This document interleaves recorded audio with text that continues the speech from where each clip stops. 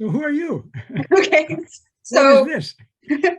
so welcome to Books Insight, the show where we try our best to give insight into books. And we are your hosts. I'm Ren. I'm Don. And let's talk about today's topic. So we're going to start off by talking about translation, sort of in a general sense. So I think to get started, obviously, the most logical thing to do would be to talk about our backgrounds with reading things in translation. So Dee, if you wanted to go first, what are you reading in translation? Let's see. Most recently, I did read some Proust, which was from the French, and I was reading some essays by Kobo Abe from the Japanese, and I think it's as far back as I can remember offhand. I've always been interested in translations, not exactly because they're translations, not that at all, but because of what the books were that I wanted to get at. Mostly European, I guess, and Russian. Through you, I've gone into some other ones. I can't remember the name of the one set in the Middle East, but with the man in his Gold Dust. Yeah. It was really a really good call on your part. Just an interesting feature of translation is if you find a book that you really love by a translator, you can follow what else did that translator do as a way of discovering things. And I used to do that a lot. For me, I'm a little bit more recently come to the game. And actually, it's interesting because we already have this, I think, as a difference, because for me, I think it's been both purposeful and sort of incidental. So about 2 years ago, a lot of the booktubers that I was watching, I don't think it was like anything specific. It was just something in the water around that time, where all of a sudden, all the YouTubers that I was watching were talking about reading, basically trying to read more fiction that was not European specifically, and more translated fiction that was non-European. And which was why I heard about Gold Dust in the first place. And that was really fascinating to me because it made me realize that I had very much been in that reading bubble of like a lot of Western books and a lot of like English language books and maybe some European books and a lot of German. So it really made me want to expand that. And one of the other booktubers that I watch, Emmie, she was doing this reading around the world challenge where she had this like vague sort of like goal to read a book from every country. And I just thought that was really interesting. So I just kind of set up a little table of all the countries in the world. And I've just been like slowly adding books as I pick them up from different countries that I've read. And I think the last time I checked, I'd read books it was over 20 and under 30. So somewhere between 20 and 30 different countries. But that was like very purposeful. And most, but not all of those were translated. But I've never actually followed a specific translator since I'm doing it more like country hopping as opposed to like, finding one. And then also at university, I, as you know, like studied German. So, and I was studying German, like literature in German specifically. So I had read some actually originally English language texts in German, and then some of the German language texts that I had read in English in German. So I have a little bit of that under my belt as well. So that's kind of my experience with reading translated fiction. The last thing you said reminded me of a thing I wanted to bring up. When you said you'd read English language original and then read it in German and vice versa. It was like there's that concept of when you back translate, it's a question that's often applied to mechanical translation. So for example, just a stupid example, whatever car company made the Nova, they didn't think about back translating before they tried to sell it in Mexico, and since the Mexicans hear it as no go, it was a flop. But it was a bad name for the car. But that's the back translation is, I think that sounds great. Nova, like a outer space thing. And you go, but not to the other person. So if you back translated it, you'd go, whoops, that's not going to fly. Anyway, the back translation is an interesting issue of if somebody translates somebody famous into English, and then somebody from that original country translates it back, how close would it be to the original? Just interesting. I was going to say, as a springboard for that actually is nice because I went because part of, and I think the original discussion you and I that I remember us specifically having about translation was back when I read the Stephen Mitchell Iliad translation, which I have right here, show and tell. And I went back because got this from the library because I wanted to see, because I knew he had made a really extensive translation note. And the very first thing that he has is a quote from Ezra Pound, actually saying, "Nobody will give a damn about the meter." Like of the poem. Okay, I'm sorry. Yeah. And he kind of goes from there. And then what I thought was actually interesting is he talked about how when he approaches his translation projects, and I know he's kind of controversial as a translator. I know you don't really like him very much. But he talked about how for the Iliad specifically, his goal with the translation was to follow not so much with the words that Homer had used, but the spirit of the story. And he talked about how it was meant for the masses to consume.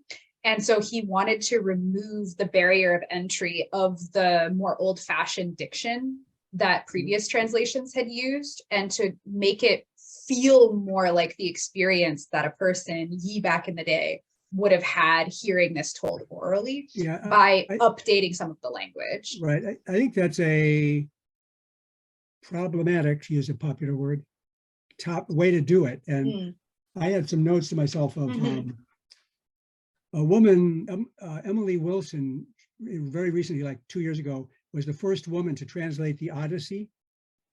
She translated it into iambic pentameter, which I doubt that was, well, it might have been what the Greek was in. I don't know. Now, Stephen Mitchell, it's a different book, but same Homer, chose to throw out the idea of verse. You know, another famous translation of the Odyssey was Robert Fitzgerald in 1961, which I remember hearing about in high school or whatever. I don't think I read it at the time. I don't think I've ever read that one. And I kind of lean toward prose personally more.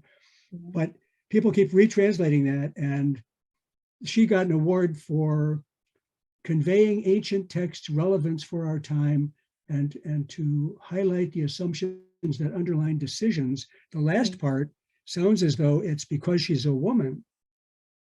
So in all these cases, my only problem is, if this book is worth knowing about, wouldn't we want to experience the closest we could to what the original one was? Now, you're saying Mitchell thinks he's doing that by what I would call recreating it in English. But if somebody used a weird epithet, like maybe a long time ago, people used to say "you worm" or something instead of "you bastard" or something, give me that. That's what the guy said. That's what the mood was at the time. And you could have a footnote or an introduction that helps me get on board. But if you're going to simplify it, you might say, to make it palatable to me, I feel like you're giving me the Classics Illustrated or the something or other version. Or like the abridged version. Yeah, kind of, you know. I have one last thing to add on to that point, which was, I ran across a couple of translators, Julia Sanchez. There was an article about her and another woman translating something, and they found a metaphor that was used by that writer. They found it to be objectionably colorist, which is a new word to me, but I think I know what they mean by it. So they deleted it, you know. And to me, this goes to the Huckleberry Finn argument of, when you start deleting and tinkering, thinking you're going to fix it or improve it, you're not giving me what that author did. You're altering it for your purposes. Well, and I think if I might just jump in there. So like, to me, I kind of take two things from that approach to thinking about it. So the first one, and again, I think this kind of speaks more to context, is kind of what you're talking about. Because like, I feel like if you are a student, like at a university, you're a literature student, and you're taking a class on, like, let's say Greek classics. I agree with you. I think that reading something like this David Mitchell translation, or some kind of abridged version or edited version of like a Huckleberry Finn or something like that, that would be a little bit silly, because part of the purpose, at least from my feeling, and you were obviously also for many years a literature student, so, but my feeling as a former literature student is that then I would feel like I was missing out on something, because part of being a literature student, I think, is actually being able to look under the hood of a work and understand how it's put together, why it was put together that way, something about the context of it, because presumably you're learning something about how to interpret or analyze or even put together a successful piece of fiction. So to me, that would make a difference. But if you're like, let's say a teenager, especially now, right?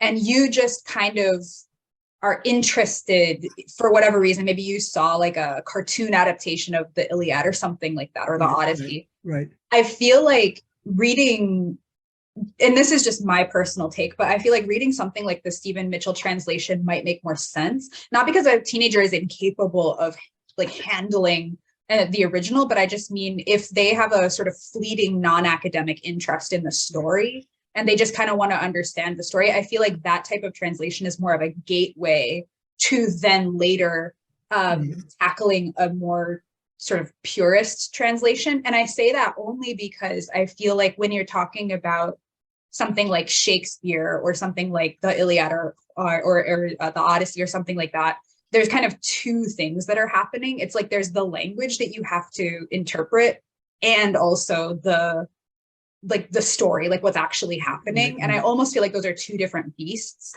because I would have struggled, I think, to follow like the actual plot of the Iliad if I would have read. I hear you. And I was just going to use the example that I think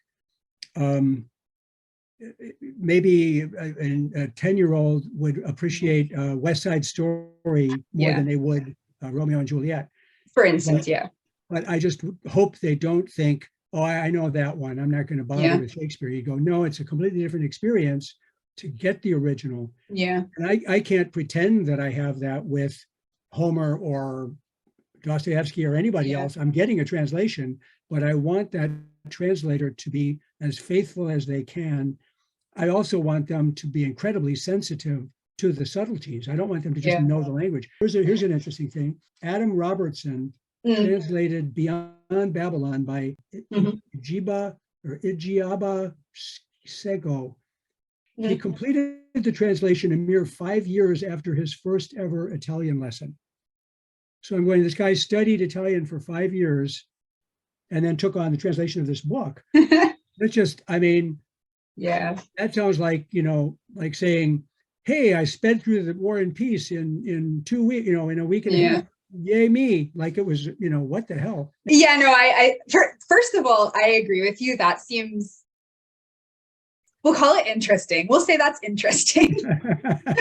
but I take your point, and I think that as well, like with the translation question, because what we're talking about right now already implies that there's more than one, which I think is like a very specific subset of translated fiction actually even has multiple translations from multiple people. Like I think the work has to like hold a certain place in like the cultural. That's a good point. Mind to even know, because like something like the Iliad, and you actually pointed this out, I think when we talked about this originally, that it's one of those things where every now and again there'll be a work where they'll say, oh, a new translation by so-and-so of this very famous work. And I remember you telling me you kind of roll your eyes at that a little bit, because you're like, okay, like we've had, myriad translations of like Crime and Punishment. Like, what is the purpose of this new translation? Is it just because this publishing house wants to have its own copyright on this text, or did they actually do something like new? And what else new could you do if there are already like 50 translations of this? And perhaps are you tinkering in a modifying way to make it more comfortable for an English language reader, which may be doing an injustice to the text? I don't pretend to be an expert to know that or blame anybody, but I just am suspicious about, I think the War and Peace has been translated at least 17 times. And you get this. This is great. The first one translated into English in 1886 by Clara Bell was translated into English via French So this person translated War and Peace from French to English. Okay, that's pretty amazing. She knows Yeah. French and English, but she doesn't know Russian apparently. Yeah. So I'm, anyway, so Oh, I I'm didn't going know with that. Constance Garnett. Yes. Well, actually, and I can't remember if it was you who said this, because I remember when I was like gonna set off, I think, which I didn't do, Uh-oh. but I was gonna read the Brothers Karamazov, but I didn't yet. Okay. But I remember, I think I asked you which translation you would recommend, and I think you recommended hers. And I think, if I recall, it was your justification was that you like that translation is closer temporally to when the original was written. Was this your argument? Yeah, that is my argument. I think there's actually another couple, a woman and a man, I think, who were around that same time also translating Russian.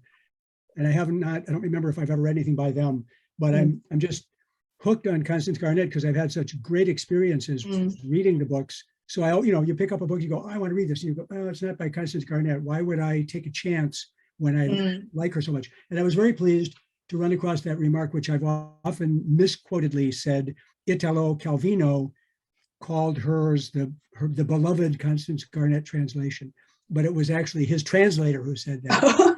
So sorry about that. Sorry, Italo. Can't give you credit for that anymore. Sorry, Calvino's translator. But his name was Weaver. Okay. Yeah. His name was what? No, this is Weaver. William Weaver. I think it is. William Weaver. Okay, thank you, William Weaver. We're liking Constance Garnett. Well, and actually, that was another thing I was going to mention as well, moving slightly off of that point of like this idea of like, how relevant is it to have all these translations? But actually, another thing that was kind of coming through, like filtering through some of the creators that I consume on BookTube, was, I don't know if you've ever heard of Jack Edwards. Jack Edwards? I don't think so. Okay, so he's kind of unofficially by some considered to be the kind of king of BookTube right now. He's got over 1 million subscribers on his channel, and it is like a book-centered channel. He's very young. He's like 24, and he's British. But he did a video, actually he's done multiple videos about the lack of recognition oftentimes that translators get, especially of contemporary fiction and especially of non-Western or Russian fiction, that you never really think about the fact that a person had to translate this. Whereas like in academia, there's like a lot of discussion about who's the best Dostoevsky translator, for example, right. or the best translation of the Iliad, because there are so many. But then if you think of somebody like, I don't know, like Mishima or something like that, maybe there was only ever one or maybe two translations of some of his work. And so you kind of lose the fact that there was even another person whose mind this story had to be filtered through to get it to you. And I know that Jack Edwards is a very big proponent of being very, he always mentions the translator. Like whenever he's talking about something that he's read in translation, he always makes a point to mention who the translator was. Very wise, and very good. I really think that's like probably best practices, because even if it wasn't, you would consider very good translation, like it's still the effort that was put in by another person, and they had to do a lot to produce that work so that we can get it. And I totally agree with him that they deserve that recognition. It also qualifies whatever you're saying about the book. If the person's thinking that's not what I got from it, maybe there's issues between the two translations. Yeah. Not that you're going to, somebody dies in one and an elephant is born in another, and they're not going to be that different.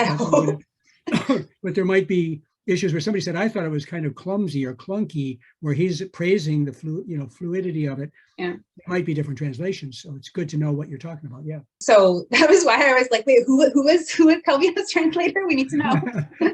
That's a very valuable point. I think a lot of people, it just goes right by them. It's like they read Camus or something and somebody goes like, which translation? And they go, I have no idea. I mean, it was in English. I mean, I read what he said. Yeah. I'm going, okay, fine. But I would be curious to know, if you're making comments about the stylistic issues or anything, or if you're quoting it, I'd like to know what you're talking about. Hey, that reminds me of another issue to do with translation. Why would we be drawn to reading a book that was written by a German or a Russian or an Italian or a Japanese or an African nation? And there is sort of a fishing for new experience and new understanding of other people on the planet. That's part of the hunt. like the woman who's reading translations from around the world, presumably Yeah. she's not just trying to get in the Guinness book. She's curious to see what's going on, and that's where I know this guy, Tim Parks, if I've got his name right. Tim Parks. He's an English guy, I think, originally, but he lives in Italy and he translates Italian writers. And he wrote a really, really interesting book about translation. And he was talking about his fear that there'll be a homogenization of writers who want to write and get translated into English by not emphasizing unique and peculiar attributes of their culture or their language, which would make it harder to fly in English. So they're going to want to make themselves really eligible and easy to deal with. So the publisher in English goes like, you're touting this fantastic Nigerian novel. Well, I don't know. I mean, look what's going on in the novel, blah, blah, blah, blah, blah. Who am I going to sell that to? If that's what's going on, which is Parks' fear, he's not identifying anybody, but it's a little bit like reading a romance novel in English, written in English, where you're going, I want to go to Costa Rica, so I will read this, whatever those novels are called, those, they come out monthly and they're always the exact same length, and it would be like a romance novel, no pretension beyond that, but it's full of local color. Like this romance novel will take place in Buenos Aires. Oh, so okay. Then the person wants to get the little tchotchke touches of Buenos Aires, which is not the experience of a person who says, I want to read a novel by a literary figure from Brazil. So these novels that you're talking about, though, those aren't in translation, are they? Those are by like Western authors, just like setting it. Exactly. It's all from the get-go. And so are you saying that like Parks's fear was that like local writers would actually start to do something similar to that, even if they're writing? In a way, I mean, not he doesn't mean that they're going to be pointlessly romantic fluff, but he just meant that they're going to de-emphasize complications about their language or their culture. It's just the fear that that's becoming a global corporate concept of publish in English. I was looking at books at the library as they came back in. I work at a library, everyone. I would look at a book and go, like, given this author's name, I bet this is a translation. Let's see where it's from, whatever. No, it's not a translation. So I'm wondering if some of these authors are bypassing that whole question by learning English and writing their novel in English in the first place. I guess we don't really know because it hasn't panned out yet, but this kind of globalized concept of English as like the global language, which of course is in and of itself a very contentious topic among like everyone. Like, I think everybody's talking about it could that. be like Latin, which was not because everybody loved it and embraced it, but because they took over the planet, kind of. Yeah, and I think that colonialist sort of aspect to it, even like I think it's an interesting point that this guy you're talking about, Parks, was making, because I do agree that even when we're talking about whether it's translated or not, the idea of the impact that globalization has had on pretty much everywhere and how it is so tied in a lot of ways to the legacy of colonialism is obviously going to still have it's going to have some ripples that we still see now, or that we're going to start to see. And I do think that's a fair point. I hesitate to say that I would critique an author for doing that, because actually it's very complicated. Obviously, like that's its own whole topic, right? But actually, I was just watching a video by a different booktuber called BooksandBao, and like if you've heard of him, no, you mentioned it to me, I think, before. Oh, maybe he's had a lot of really good videos about this, because he does talk mostly, if not exclusively, about translated fiction, usually from Asia and Southeast Asia, but not always. Anyway, but he actually made a video, I can't remember, I think it was like 10 months ago or something, but I just saw it recently. Anyway, whatever. He made this video that was about like, what do people get out of translated fiction? Like, what is the draw to that? Like, why do we translate things? And one of the things that he mentioned that I think actually directly speaks to this conversation, that I think is an interesting point to just toss out there, is he mentioned this idea that sometimes people who seek out books in translation have to remember that the person who wrote that book wasn't necessarily writing to you. Right. Like if you're sort of if looking you're over somebody's shoulder, kind of, yeah. kind of, yeah. So like for instance, if I read a novel that was written originally in Thai and it was translated into English, that Right. author wasn't writing for me. They were writing for people who speak Thai, presumably Thai, Right. like people in Thai and from Thailand. So Right. that's something we as readers have to remember when we're reading something in translation, that it's not for us. And actually, and the reason that I think they were bringing that up was because it's this idea that like a lot of people do read to kind of country hop and to learn something about that place, and that that's really valuable, but that we can't necessarily take for granted that that's what we're going to get out of the reading experience of a translated novel. And I actually had a really good example, because when I first saw this, I had this thought about it, and then I saw that video by BooksandBao, and I was like, oh my God, that was me doing the thing. If you can just hold on 1 second, I'm going to go grab it, because I didn't think I was going to talk about it, but it's so perfect for this exact. Yeah. Okay, so I picked this up like eons ago. I didn't read the whole thing, but I read a lot of it. And so this is called The Princess and the Dragon. All right. Okay. And if I tell you what it's about and then I tell you who wrote it, you're going to be like, that's wild. So it's set in the Caucasus. What does it say? The reign of the dead, and into the equally terrifying world of a Georgian monster as yet unknown who will rule Russia when the last Romanovs fall. It's in the Caucasus. It's about the like around the time the Romanovs were in power, but it was written by this Italian guy, Roberto Pazzi. Okay. And when I first realized that it was translated out of Italian by, in the spirit of giving credit where credit is due, it was translated from the Italian by M.J. Fitzgerald. And I saw that it was Italian, and I was like, that's so wild. Why would an Italian writer be writing about this? But then when I saw that BooksandBao thing, I realized, well, that's a silly thing to think. Like, why not? We have so many like American authors, even specifically, who, like you said, will set books in different places and have historical fiction. And we never question, like, well, why is this American writing about, I don't know, like a story that takes place in Siberia? That author may well have gone there to visit and was totally wowed by it and decided to write a book set there. Exactly. And somebody translated it into English. Fitzgerald translated it into English. And I did have that thought of like, do I really want to read this? Like, I'm not going to get anything about Italy out of this. So like, why would I? And I realized like, that's such a silly thing to think, because that's not necessarily the point of reading translated fiction. So I don't know if you have any thoughts on that. True.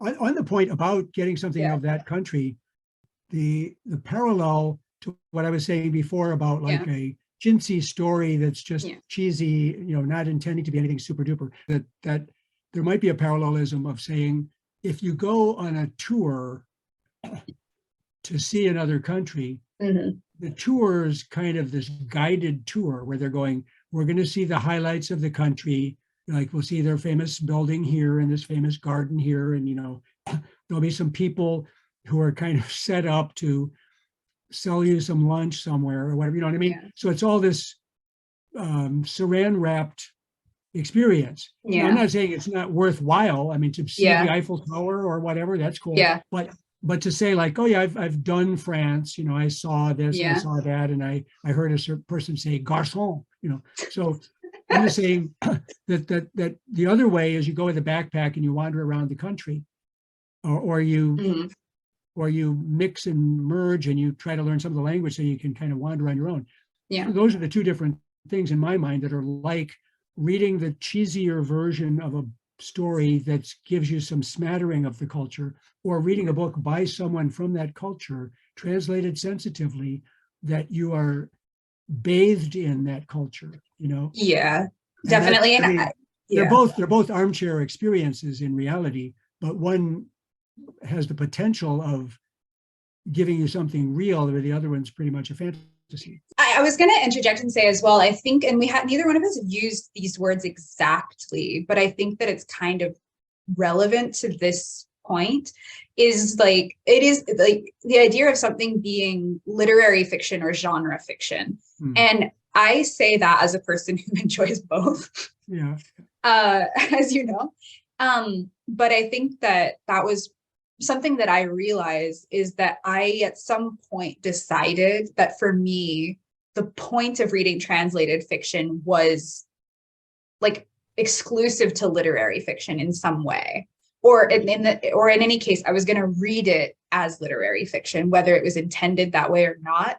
And that was why, running up against this Princess and the Dragon example, I was like, well, oh yeah, how does that fit into my plan? Yeah, and then that was what made me think, listening to BooksandBao talking about this, was like, well, maybe that's a problem with me. Like, that's certainly a decision a person can make and be like, well, time is limited, like I can't read everything, like I'm really only interested in reading books like in translation or in general that I feel like are going to teach me something, or that I can analyze in a specific way, or this or that. And that's obviously a choice a person can make. But it made me realize that I'm not sure if I want to do that or not. And that's something I have to think about. It's like, do I want to limit myself in this like reading around the world idea to only reading literary fiction that's set in that place by an author from that place? Or is that limiting in a different way? Or is that actually like a reasonable choice to make? It raised that question in my mind of what my knee-jerk sort of like feeling about that Italian one was. No, that's a really good point. And I got struck by that same exact thing very recently. Oh, okay. In a way that, just not to do with translation, unfortunately, but it's, I polished off that Proust volume, and then I said, I'm going to read something different, and I'm started reading Melville's Confidence Man, and it was just as convoluted, very interesting, and I thought I really want to get away from this, and I was going to read Kobo Abe, which turned out to be very interesting for purposes of our discussion, but I somehow shifted and grabbed this book that I've been wondering about called Salvage the Bones by Jesmyn Ward. And it is an award-winning book and blah, blah, blah. So you go, oh, it fits right into Don's pattern of reading, that kind of stuff. But what hit me, that's the similarity, was this book doesn't strike me as one that I am impelled to take notes during or anything like that. It's not, the style is of a completely different nature than those other kind of literary quote styles. But the impact on me was the amazing experience of the vividness of this world that she's giving me and the characters. It's sort of like saying, oh yeah, there's that kind of reading too. And it made me think of the people that I admire in this literary world, like Pynchon or somebody, who are not, they don't much show sensitivity to people. It's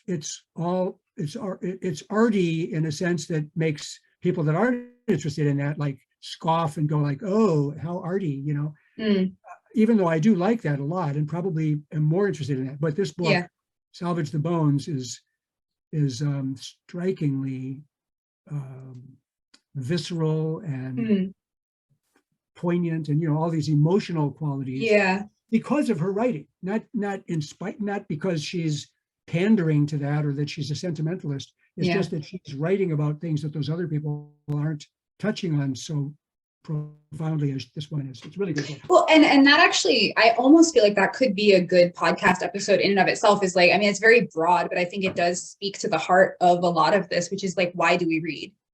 Like, why is that the pastime that you choose? Like, why read instead of watching a movie, or why read instead of doing yoga, or like whatever the case may be?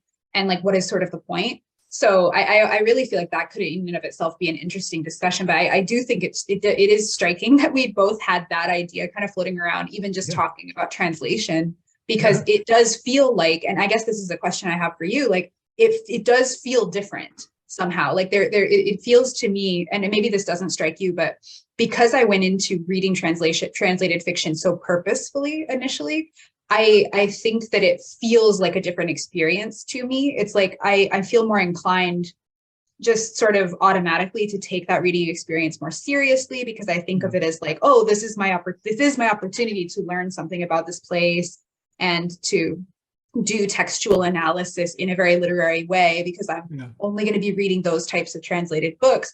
And it makes me think, like, why do I compartmentalize my reading that way? It's something actually, in that same exact vein, I spilled something. In that same vein, I was wondering I meant to look this up before we got into the subject, Mhm. to see James Patterson, whom I have no great interest in, except that I worked at a library and every other book is by him. And in the last 10 years, they've been by him and somebody else. I don't know what his involvement is really. Maybe he gets to make up the title. But anyway, what I was wondering was, does he get translated? Do people in Germany or Japan find his fast-paced, quick reference, like the man looked at his blah, blah, blah watch. Okay, this guy's rich, and he looked out of his penthouse window. Okay, this guy's rich. I mean, that kind of writing. Yeah. Would that fly in another culture as just an entertainment read, which it is to us? So you're thinking more of like how often is genre fiction translated? Yeah, because you were just saying, like, you get a translation and there used to be at least the implication of like, this is probably a pretty important work or they wouldn't bother to translate it, versus this is going to be fun reading by so-and-so. Maybe I should just link this Books and Bao video because I feel like I keep quoting it. But anyway, like, that was another thing that they mentioned in their video about this, which was like, yeah, that exact point, which was the sort of the fact that a lot of English native speakers take for granted that a lot of things are going to be translated out of English into other languages. You hear about that all the time. And I hate to use this as an example. I wish I could think of a better one. But if you think about like Harry Potter, that's one of the things that's on the marketing. It was translated into X number of languages. Yeah, that's maybe that's the cultural hegemony, that's kind of what I think. Yeah, you're right. Yeah, that's what I think the implication is, sort of. So I, based on that alone, would make the assumption that there's probably oodles more popular English language, original language fiction translated into other languages than the other way around. It's just my feeling. Well, the perfect thing to do would be, you have any friends who are going anywhere, say, please go to the bookstore in the airport and take a photo of their wall of, promotion. Yeah, that's actually a really good idea. Yeah, that's that'd be really interesting. That'd be a great book. Yeah. Photos to just show, like, go around the world in like 1 week or something and take a picture in 85 airports, get some tickets and take off tomorrow and do a little jet setting for the purposes of research, mind you.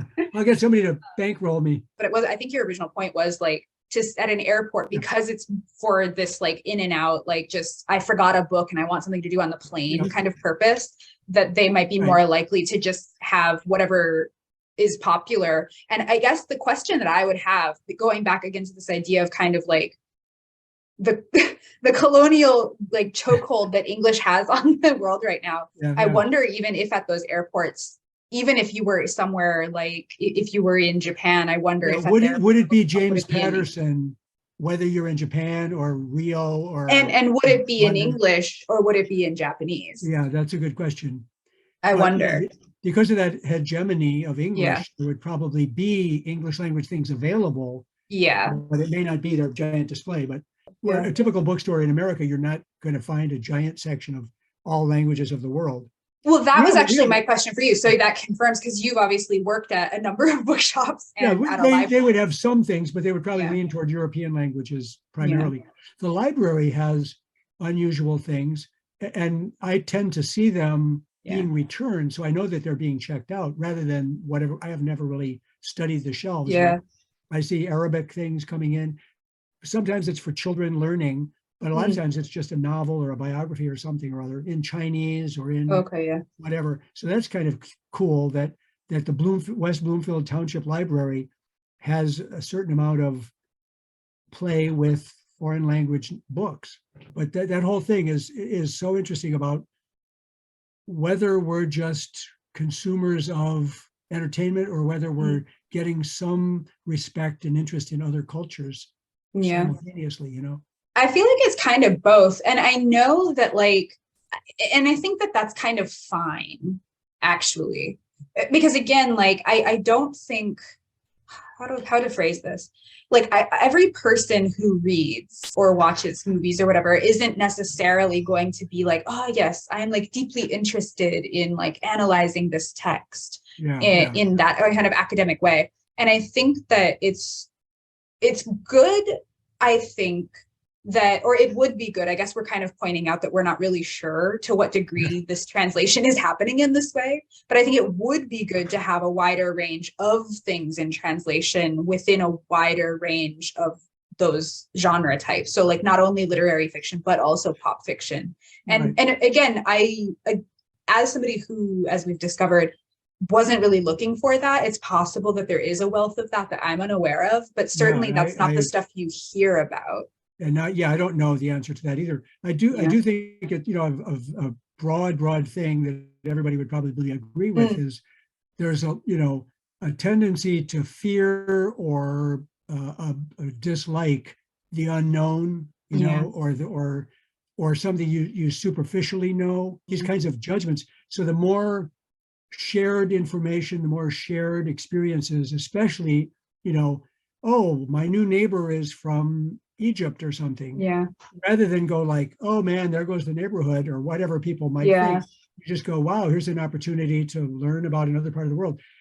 If people would just be open to that, which the translation offers, that's not its sole purpose, but it happens to offer that, which is, oh, I just read a book set in Egypt, or whatever country. So it softens you up if you had some animosity or attitude problem. And I to kind of push that point a little bit further, I would even go so far as to say like that should be reflected, I think, more than it certainly is right now in a broader sense. Like in public school curriculums, I think it does students at public schools an immense disservice to limit their exposure to translated fiction to just European fiction, if that. Because I was even thinking about my own high school reading experience as we were discussing this, and like I'm not even sure, other than Beowulf, that we read anything that was translated. And even that's within our cultural.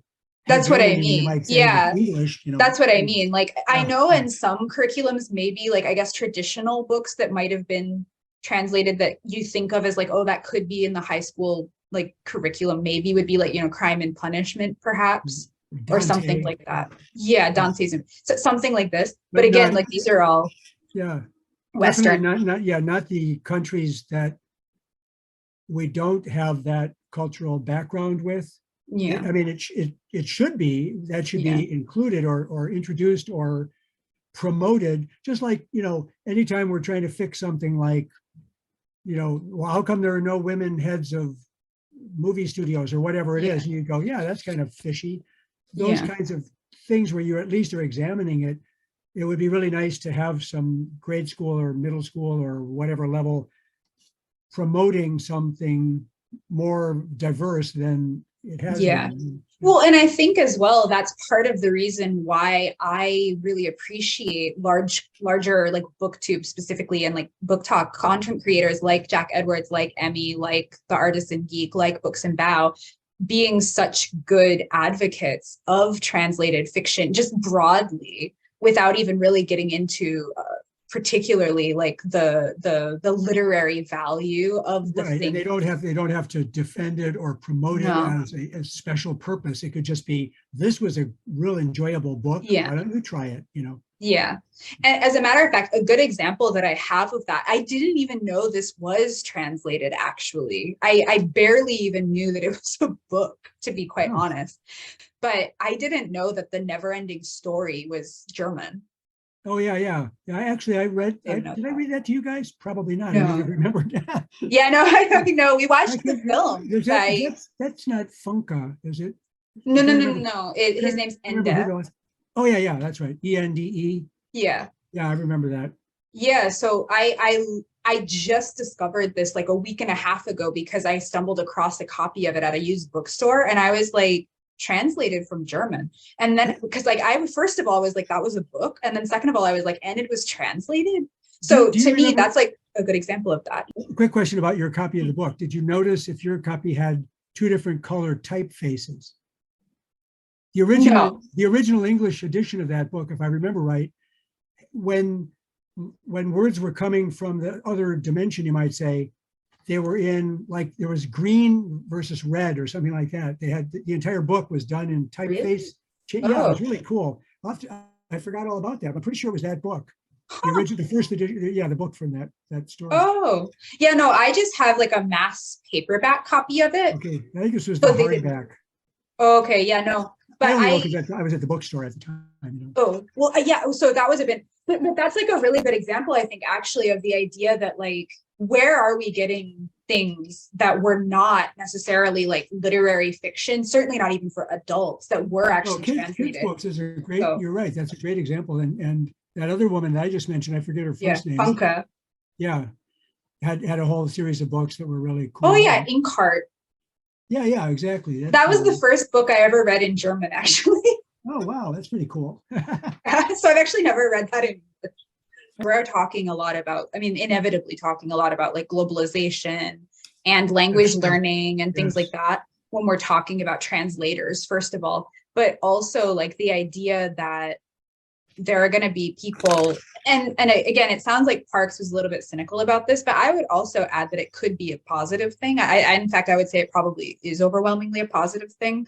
That also opens up the ability for having more writers writing in English from different perspectives. Right, like, if we think about like really famous examples, like Nabokov, for example, right?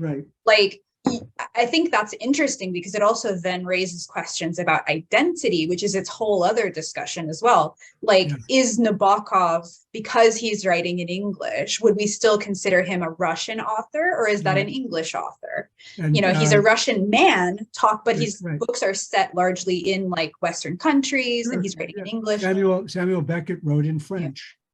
Yeah. Actually, that the Kobo Abe that I mentioned, I just returned the book to the library. I'd gotten it on interlibrary loan. And I'd read through as much as I think I'm going to at the moment anyway.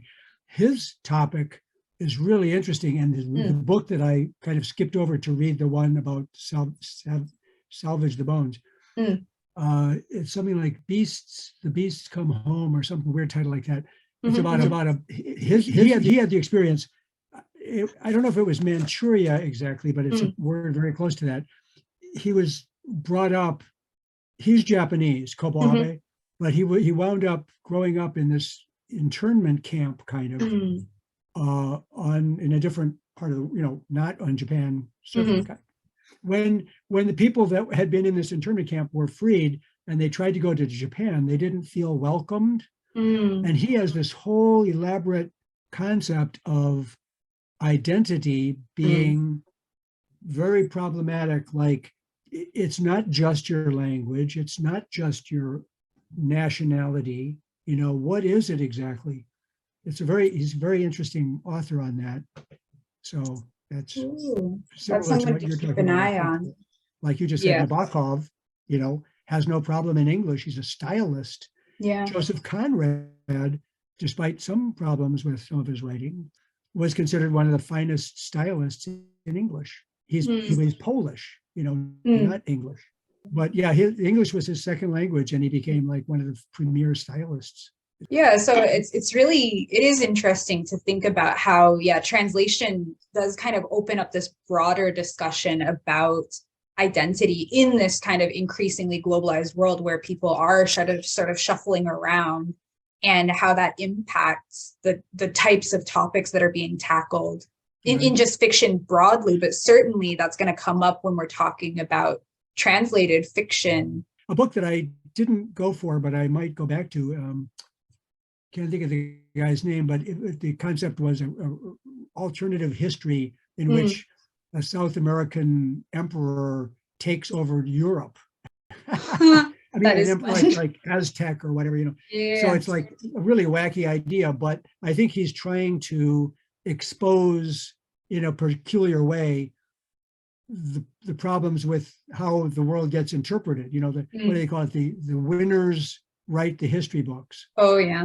There's a famous line, not exactly quoted, right? But history is written by the victors. Yes, exactly, and that's poisoned everybody's understanding. If you're in the world of the victors, you've got a phony version of history, of your own.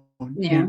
So, anyway, it's very Well, and much I a would very add, just to powerful kind of topic. wrap that up Yeah. a little bit, it goes back to what you were saying about how there is a massive difference between a book set in a place written by a person who has never been there and maybe did cursory research to be able to have little set pieces Local for their color. mystery or whatever. Right. And reading, whether it's literary or genre fiction, from a person who, especially if they're from that place, but certainly if they've at least had that lived experience, writing a similar type of thing. And I agree with you that I think that those opportunities offered by translated fiction, even if, non-native speakers of the original language of the book are not the target audience, is still an important byproduct of reading in translation. And other people that are not exactly like us, and that in this country, at least, you go, maybe we don't deserve to be on the top of this dung heap that we've created. That note, did you have any kind of closing remarks on the topic of translation? Now that this has been opened, I think my mind is going to continue to churn around on this topic, and it goes off in a lot of directions in my mind that we haven't even been able to, explore particularly. But I will continue to ponder this and be very conscious about this question of translation. I think it's very fascinating. Well, having sort of talked about it, is there, or just in general, is there anything else that's a translated work that's on your horizon? Like maybe you don't have a solid plan, but you're like, oh, I kind of want to get to that. That I'm going to read? Yeah. Yeah, actually, is when I finish the Salvage the Bones, Mm-hmm. I think I will read this Kobo Abe novel about the displaced person. And it explores this whole question of identity, with language, without language, with homeland, a very interesting kind of, it almost touches exactly on the question of translation, because you're exiled if you can't be in your language group. Yeah. That's probably my next book. Okay, yeah. I think for me, I just finished, for a book club that I'm in, reading Norwegian Wood by Murakami. Oh, okay. Yeah. I've never read anything by him. Oh, actually. He's interesting. Oh, wait. Here's a quick thing, real quick. Yeah. Murakami. I found some more notes. Oh, did you? I was going to say, I'm surprised we have managed not to talk about him. Okay, there's a book called Who We're Reading When We're Reading Murakami. It's a book about him. And it says, in this admiring work, first printed in Japanese in 2018, Karashima travels back in time to tell the stories of the colorful cast of characters who first contributed to publishing Murakami's work in English. But it mentions readers interested in Murakami will enjoy learning about the challenges and trade-offs involved in translation, from the different styles of his translators to his philosophical acceptance of the changes the New Yorker made in his work. Ooh, so that sounds interesting, That's spicy. Yeah, I wonder what he meant. Yeah, so it's like he said his philosophical acceptance of his work being altered by somebody to be allowed into English in some way. Interesting. You'll have to send me that article, because I'll send you the details about this. Yeah. It was just that one little blurb about this book about Murakami. Who we're reading when we're reading Murakami. I guess they might mean, are you getting Murakami, or are you getting this translator who has some axe to grind of some sort? I don't know. Curious. Yeah, you'll have to send me that. But yeah, I just did read that. Oh, I think, not that this is like a book review of this specifically, but I would just say, and I've heard, if you were going to start somewhere with him, this is like his most famous popular book of his. Which one is that again? I can't see the Norwegian Wood. Oh, yeah, yes. Like after the Beatles song. Right. I have seen it by pretty much everyone, and I would include myself in this, compared to The Catcher in the Rye. Which I don't like. Yes, I know you don't like it. However, I think I like this better. I know I like this better. Although, just as I think The Catcher in the Rye is a red flag book for a lot of people. Huh. This I could see if a person told me they really, really liked this book, I would want to know why. Because for similar reasons to if somebody told me they liked The Catcher in the Rye a lot, I would want to know why. Because I think this one does, I got out of this one what I didn't get out of The Catcher in the Rye. However, I think you have to be a very specific type of reader or you'll read it very differently. I'll just leave it at that. But if you liked The Catcher in the Rye, you would definitely like this. It's definitely aimed at the same person for sure.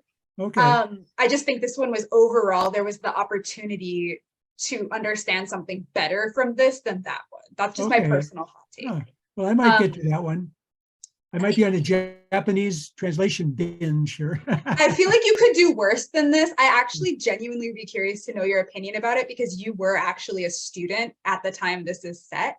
Obviously not in Japan, but I feel like this is much more speaking to like specifically your generation in that sense.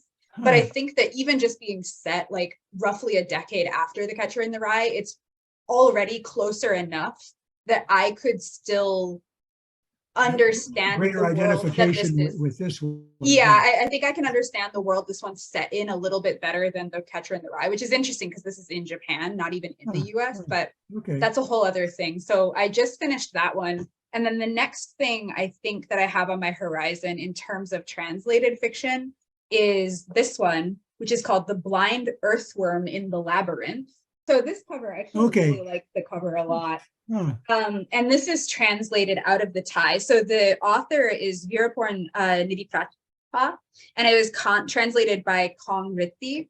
And I know a little bit about this, but I also don't know a lot about it. I actually know more about the translation than I know about the story. The reason I picked this up was because I read an interview that the translator gave about their experience translating this and how difficult it was, and talking specifically about how Thai presents like very particular translation challenges because my Thai is so rudimentary that I couldn't say, but like they were talking about how the way that authors tend to write in Thai relies a lot on it being successful on the way the language works, the grammar of the language.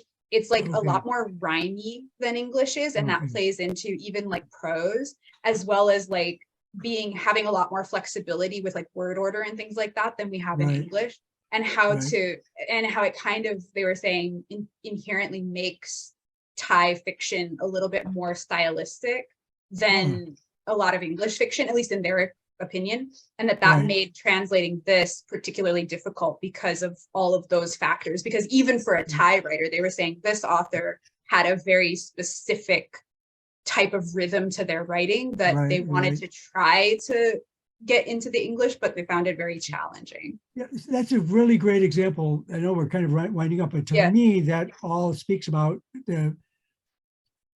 if somebody made that as best as they were able to into English, and it was odd in English, there should be some encouragement to say, stick with it, try to get into the rhythm of this. You know what I mean? Like you don't want the person to just pick it up and go, this is kind of wonky, throw the book away, you know? Like it might need to be odd in English to capture what they want to capture. And if that could be promoted and say, if you really want to have some insight into Thai literature or Thai culture or whatever the background would be, you're going to have to do a little extra work that you wouldn't if the book were not that, use the word exotic compared to your normal reading. You know, so we're back to that thing of I guess this wasn't really emphasized, but I think obviously the translator's making it as close to just read it, it's in English, don't worry about it, as they can. But like with a literary work, there might be more work expected of the reader if the nature of the book is such and such. So what I understand from that is you're glad that Stephen Mitchell was not the translator of this.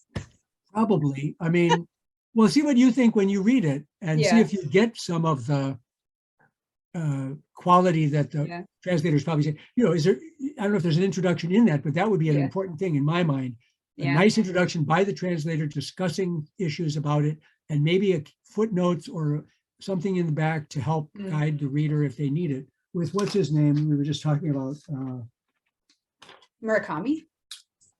Stephen Mitchell. Oh, Stephen. Okay, Stephen Mitchell, supposedly fluent in Arabic, Sanskrit, Chinese, and several other languages. I go, okay, really? Does he know those languages, or does he partner with somebody who knows them and then tries to tweak their translation? I know that Stephen Mitchell does, because I considered but decided not to, and not even just because of him. I just wasn't in the mood, but his was the one that came into my hands. He did a translation of Gilgamesh. Right. And I did read his translation note, and he did talk about how, like, he's like, obviously I needed help with the actual interpretation of like line by line. And then he was like, his role was to shape the lines from a rough translation to a stylistic. Well, I could see how in one sense, that's a person who's promoting world literature, and that's good. But my sense of why I was scoffing at the guy who studied Italian for 5 years and then translated a novel, you could say, well, he's a genius. I'd go, well, but that's why I like this idea that, let's say, Constance Garnett probably didn't spend her time learning a bunch of languages. She probably deepened and deepened and deepened her understanding of Russian culture and history and language and literature to give us the best rendering of a person who understood the work and its language. So that's why I lean toward those translators rather than what feels like a, what do you call it? Playing the field where like shallow but wide. Like I can do all kinds of stuff, but nothing profoundly deep. But like you said, if he has somebody helping him, it might be more defendable of what we're getting out of that. To be continued, not to be. Stephen Mitchell was not harmed during the making of this podcast, by the way. No, I'm sure that I owe him an apology. For his great work. And maybe if he would take me out to dinner, I could make my apology in person. Open invitation to Stephen Mitchell. Yeah. All right, well then I guess we'll kind of wrap up there, and we have to decide off the record what we're going to talk about next time. Okay. And we can discuss that. And then, so this has been our discussion of translation. Hopefully it was somewhat coherent. But it was fun talking to you always. Good luck on the editing job here. And I had a really good time. It was really fun to it was kind of fun to have something that helped us keep a focus instead of wandering off everywhere, which we going on an adventure. Yeah, which is fun too. Like that can easily happen. That reminds me, or I just had this great meal or whatever, and you go off into different things. Yeah, a focused amble around. Yeah, right. It was not a sharp focus, but a focused. All right, so thank you so much for making it through this. And we'll see you in the next episode of Books in Sight with Ren. It'll be my pleasure. All right, take care.